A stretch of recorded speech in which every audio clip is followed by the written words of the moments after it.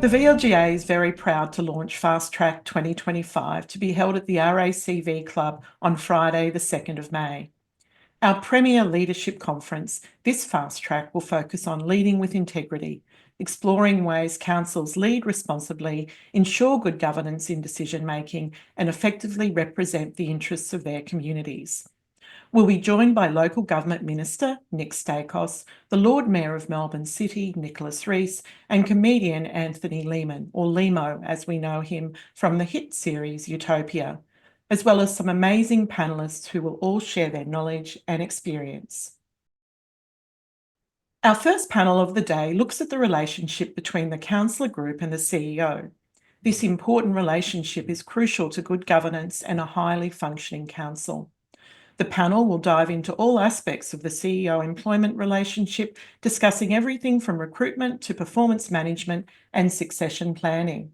Joining us on the day will be Noelene Duff, former head administrator at the City of Casey, Jim Magee, former councillor and mayor of Glen Iris City Council, and former CEO of South Gippsland Shire and executive director at the Victorian Ombudsman, Kerryn Ellis.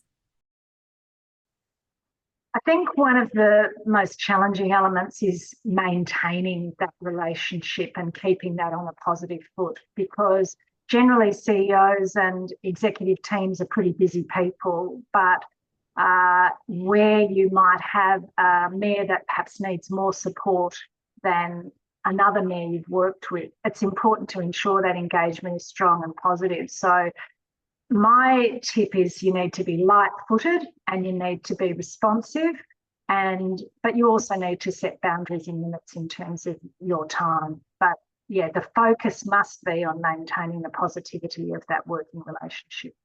Look, I think the challenge is looking at the CEO. The CEO's got to manage a $200 million budget if it's a city council. Within that, the CEO's got to work a way around cost shifting from other levels of government, the rate cap that is imposed on all of councils, the aspirations of the councillor group, the occupational health and safety of the organisation, and of course the enterprise bargaining that goes on from time to time. It's a very integrated approach that the CEO has to bring all of that together. The councillor group only have to decide whether they support those ideas or not, and that's the gist of it. The CEO's got a much bigger role than that, but ultimately the CEO of any organisation, and I think local government especially, because I look at CEOs throughout local government, every one of them are top achievers. They are the top of their field, and again I'll go back to when the CEO is achieving well, the councillors are achieving well, and the organisation is achieving well. But with cost shifting and all the different pressures on councils, and with inflation, we've just come through a major pandemic, which has really knocked a lot of councils around. I just think, everyone should just get on board, work together, and really try and just give the community what the councillor started on council for, to make their city a better place. I think the most challenging part is that both roles are really, really critical to successful democracy and to successful outcomes for the community and the organisation, but they're really quite different roles and they have different responsibilities. So I think the most important thing to making that work is a genuine empathy and interest in understanding the perspectives of the other. And in an ideal world, a real interest and investment in supporting each other to be successful in the different roles. Ultimately, you're aiming for the same outcome and hopefully you've got aligned values, but the jobs are different jobs, and the more that can be understood and empathised with, I think the better in terms of outcomes for the community. The relationship, you have to work both sides with the relationship. So the CEO needs to invest, and in the case of a council, the mayor in particular needs to invest in that relationship. And there needs to be a level of openness and honesty and direct communication, because they are two key roles. And if those two people don't function effectively and work effectively together, that impacts on the whole organisation. Oh, look, great question. I was blessed to have Andrew Newton as my first CEO. Andrew Newton was a very, very high achieving CEO, probably one of the top 50 CEOs in the country, both in the private sector or in the local government sector. And I learned an awful lot from him.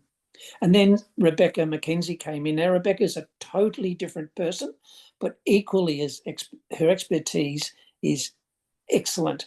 Her knowledge about local government, the way she interacts with councillors, her knowledge was fantastic. She came in and did a lot of changes. And I'll be quite honest, I don't like change. I was never great at accepting change. But all the changes that Rebecca has made over the years is actually, the council's a much better place. It was a great place before she comes. I think it's even better because it's modernised. Yeah, okay. It's modernised it with her ideas and taken it, because Andrew was there for 16 years. Yeah, a long time. A long time. And then Rebecca comes in with fresh ideas. She changed things around. Our council meetings then started to be, live streamed. There's more interaction with the community. It's been a wonderful transition from one to the other. But ultimately, both CEOs had the respect of the councillor group. And I really believe that is the key. Yeah, it's an interesting question because I think the CEO's role has become more professional, but there's also a lot more formal and statutory responsibility that sits with the CEO role. And councils have become much more complex in terms of regulation, but also in terms of the depth and breadth of roles that councils play in the community. So CEOs, I think, are increasingly managing very complex businesses. I think managing employees has become more complex, and we all know the challenges that came in terms of workforce management with COVID and all of those kinds of things. Many opportunities and many positive developments, but it is complex to manage. So I think that one of the challenges in the relationship between the mayor and the CEO is that sometimes the mayor may have had no experience at all in managing a large and complex organisation. And that's not necessarily a problem. Mayors and all councillors get elected for very different reasons, and it's certainly not necessary that they've had corporate experience. But I think one of the ingredients that has become much more important in that relationship is a willingness on behalf of a mayor or a councillor to really try and understand the depth and breadth of what the CEO is attempting to manage and what their responsibilities are, and also to understand that while the council in one sense is the CEO's most important stakeholder, they're not the only part of the job. And that doesn't mean that the councillor should not feel as though they're important and they're valued, but it's also, I think, important for the councillor to understand that sometimes it's actually in the best interest of the council as a whole and the community for the CEO to address other matters as a priority. And I think when that understanding is developed, the relationship can be incredibly, successful and mutually supportive. Well, I suppose if it's fairly seamless, if there's, a high level of communication, there's good understanding of what that communication is about, what purpose it serves, that it's in the context of good governance and good decision making for the council and for the organisation. I think, that's pretty important to be clear about what the respective roles and responsibilities are of the CEO and of the mayor, and the joining points, the grey areas where they overlap as well. If that can be openly discussed and talked about with those people involved in that relationship, then that's a really good starting point. Oh, it's got to be communication. It's got to be the CEO after every assembly, and every council has assemblies every week. The last 10 minutes of that assembly, when the officers have all left, have CEO councillor only time. And that's where you just talk about your wants, your needs, your fears, and just put it out there. The CEO can look at those and say, well, I'm really happy to help you with that. It's not a council issue, but we know other levels of government that can deal with that. But it's that communication. That is the answer, and that is the key to a successful council. And once that penny drops in the councillors and they understand that. And that's invaluable. Rebecca McKenzie brought that into Glenora Council. And that's probably been the most valuable 10 minutes of any council week, is that 10 minutes CEO council only time where you get to speak open and frankly, and the CEO can respond without fear or favour.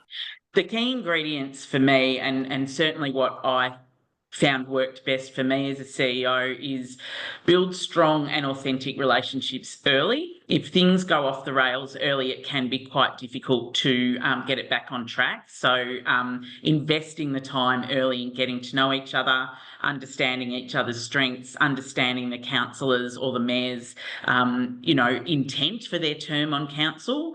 From my perspective, trust, authenticity and openness on both sides are absolutely critical, and being able to have those honest, confidential conversations that won't go any further.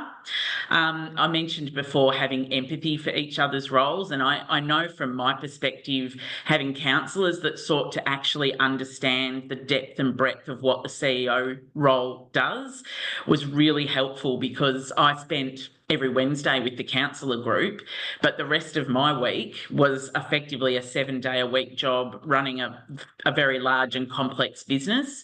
And councillors that are keen to understand that complexity, I think, are really great supporters for CEOs. And the other thing that I would ask of councillors is just to remember that the CEO is actually a human being, and treating people and thinking of people with compassion and empathy in the way that you would like to be treated always goes a long way. Councillor conduct and accountability has been a leading challenge for local government in recent times. Changes to the Local Government Act have looked to assist councillors in achieving success in their roles, performing with high standards of conduct and integrity. Our panellists, John Watson and Melissa Scadden, will provide actionable insights to help councillors strengthen governance and foster trust with their communities. Well, acting with integrity, accountability and transparency should be our norm, whether it's in our private or public life. By participating in the VLGA FastTrack 2025, I hope to share some of my experience drawn from a long and varied career in local government. On the day, I encourage councillors to ask questions, and remember, there's no silly questions. I think one of the biggest challenges is really understanding the importance of working together as a team. So despite the fact that everyone can come from very different backgrounds, perhaps even from different sort of, political ideologies, they still need to come together and work together as a team in the best interests of the community.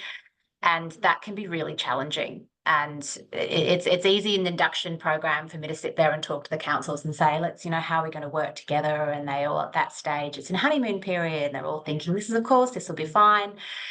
It's when those disagreements arise, and that's where the challenges can occur. And that's when the investment that has been put into building relationships from the outset, that's when it pays back dividends. So certainly some of the conversations that we're hoping to have on the day will be talking about how do we do that? How do we agree to work together so that we can try and build a group that can withstand some of those challenges down the track? The challenge for the sector at the moment is the unfortunate level of what I simply describe as not just poor behaviour, it's bad behaviour. It's incivility, councillor to councillor. Lack of respect for the chair at council meetings, lack of respect for council officers who are professionals and only doing their best to serve the council and their community.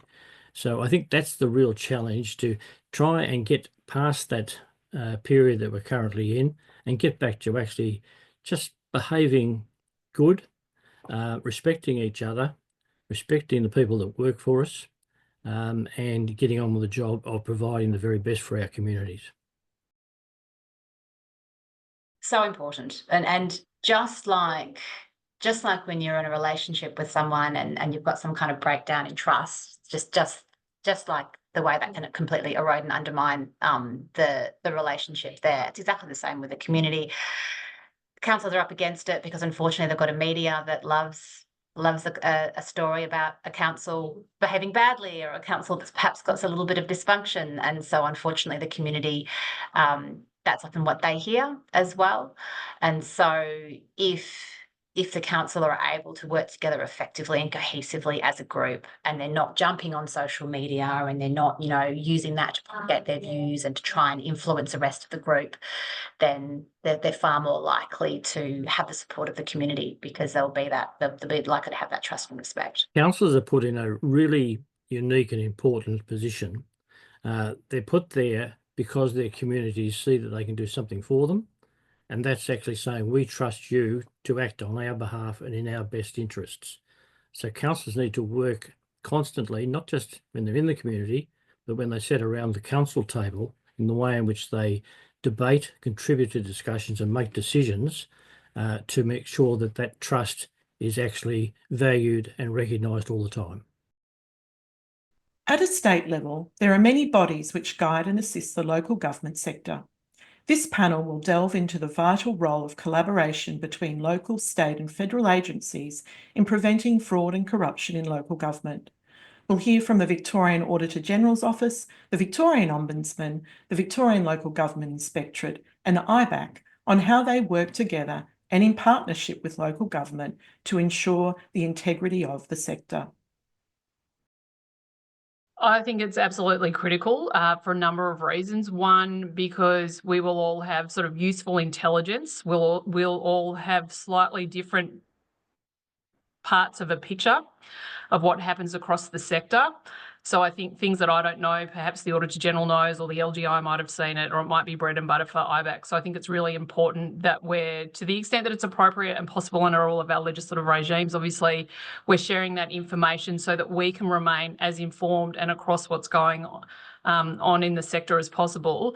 For that reason, I also think it's really important that we engage with the sector itself and understand challenges and pressures that are going on in the sector. But then I also think that collaboration is really important, because oftentimes, as we all know, we'll have people that will complain to multiple agencies, and we'll be dealing with different aspects of the same thing, and just making sure that we're trying to connect those dots, because our footprint on organisations can be very heavy if it's at the same time. So we need to be mindful and respectful of the fact that agencies have got work that they've got to do. We obviously have roles and functions that we need to discharge, but trying to do that in a coordinated and streamlined way is really important. Oh, it's vital that we all work together. While we all have different roles and distinct roles in the integrity system in Victoria, working together, sounds a bit quiche, but we're greater than the sum of our parts. So at IBAC, we regularly meet with integrity agency partners in Victoria to collaborate on corruption prevention and education resources for training in public sector, local government, of course, and for the community.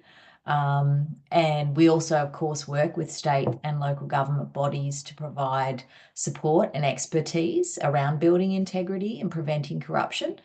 I think that the key point also to be made is, whilst we have distinct areas, there's a no wrong door approach. So if you contact IBAC and it's a matter more appropriate for the Victorian Ombudsman or more appropriate for the local government inspector, we'll make contact with them. If there's something that comes through my door and also comes through one of their doors and we should be working together on it, we do. So we're working together behind the scenes.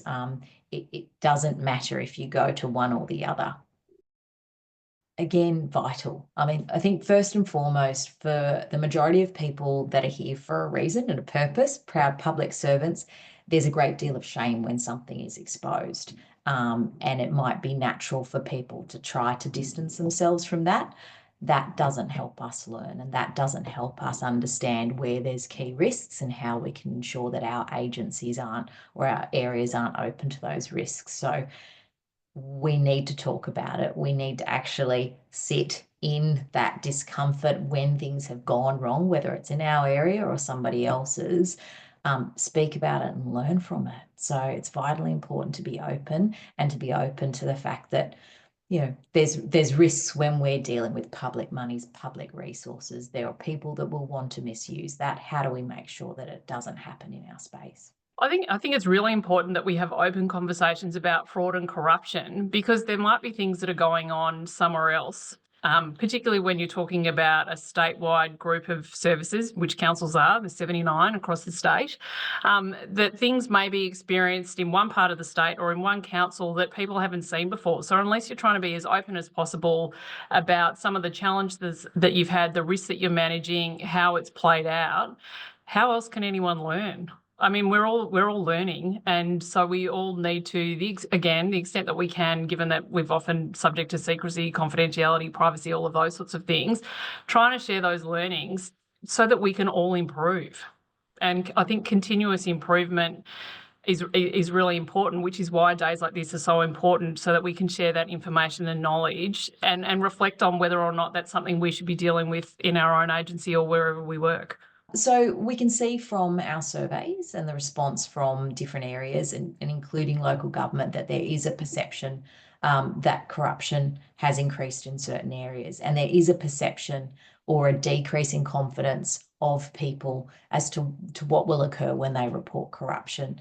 But it's important to know that there are protections in place, commonly known as whistleblower protections, but our Public Interest Disclosure Act protects people who make complaints under certain circumstances and protects their identity and protects them from persecution repercussions should they make those complaints. And IBAC is the custodian of the Public Interest Disclosure Act.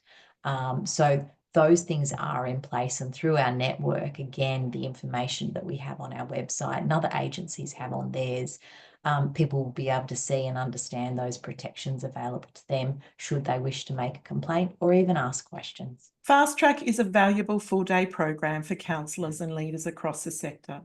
By bringing people together in the one room, we create an environment to share our experiences and knowledge. So I'm really excited to be invited back again. It's just such a fantastic event, and would really encourage councillors to get involved, because it's a great opportunity to learn about some of the things that, it's those perennial issues in the sector, as well as what are the sort of hot topics of the time as well. There's always some fantastic speakers that come along with a real depth of expertise, and you can learn from their mistakes, so you don't have to make those mistakes as well. There's an opportunity to ask questions. It's a really fantastic environment to really take that deep dive and build that sort of professional development. It's like a toolkit. You're building your personal toolkit that is going to allow you to really withstand some of the challenges that inevitably are going to come councillors' ways throughout their term. It's also a fantastic opportunity to network. In addition to your toolkit, you want your support group. You want your support crew. And sometimes you need to be able to speak to someone outside of council, outside of your own council, so you can actually understand, how did you navigate these issues? What do you think I should do in this situation? And this is a place where you can start to build that network. So it's a really fantastic event, and I can highly recommend it for councillors. I think it's vital, and congratulations on the VLGA for running this series of educational programs, for not just this one, but the others you have done in the past. You can't put a price on knowledge, and the knowledge you'll gain from this seminar or a meeting, talking about CEOs, can be invaluable. And you've got a very impressive lineup of speakers, and I sort of wonder why I'm there. I think it's really important, probably particularly the panel that I'm speaking on, obviously with the other integrity agencies. I think, and as a former public servant from the state government, various agencies and departments, these organisations, to my mind, always seem to be a little bit of a black box.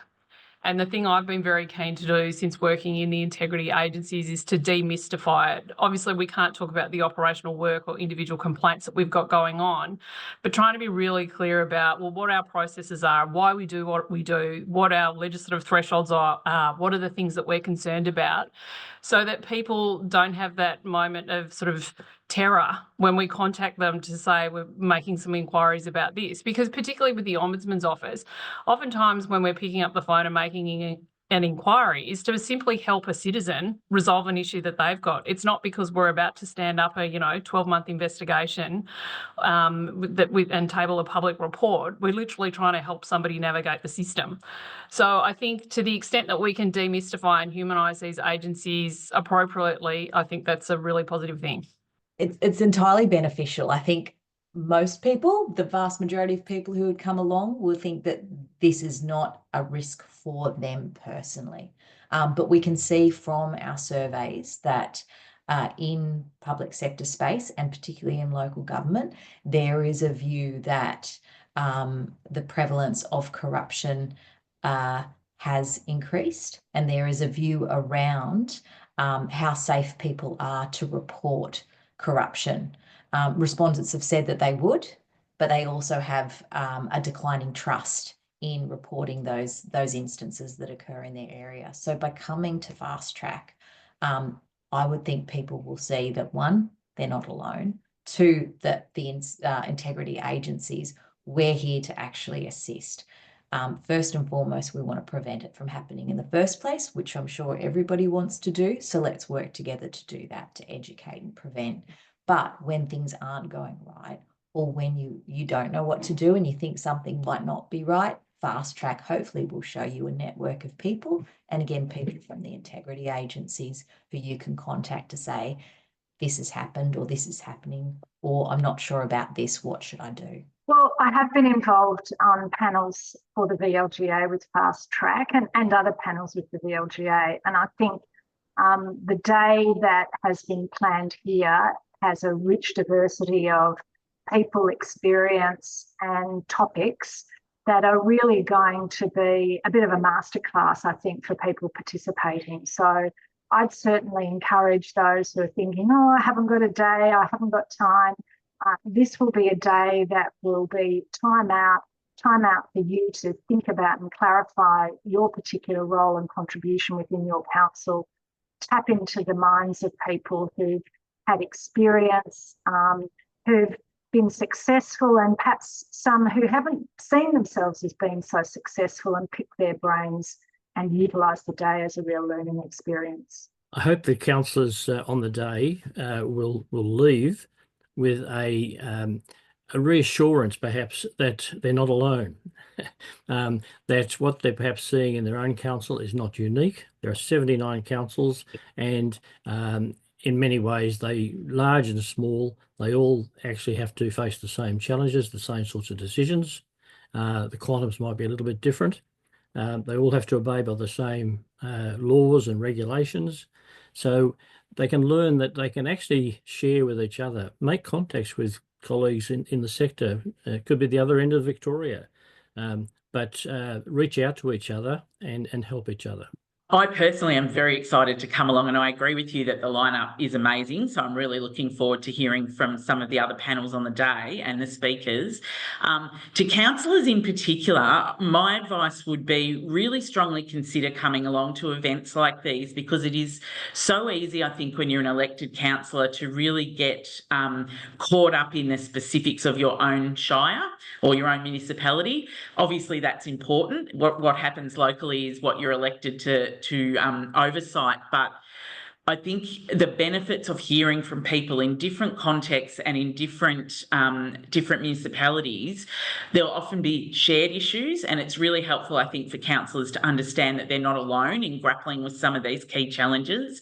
But sometimes there'll also be really different issues, and that can broaden a councillor's perspective and also deepen their understanding of the breadth and depth of their role. Conversely, I think for officers, it's a great opportunity to get out of the day-to-day, think bigger in terms of key relationships and key strategic priorities, but also to network and learn from others, which I know I always found an incredibly enriching opportunity and experience. Registrations for FastTrack are now open on the VLGA website. I look forward to seeing you there.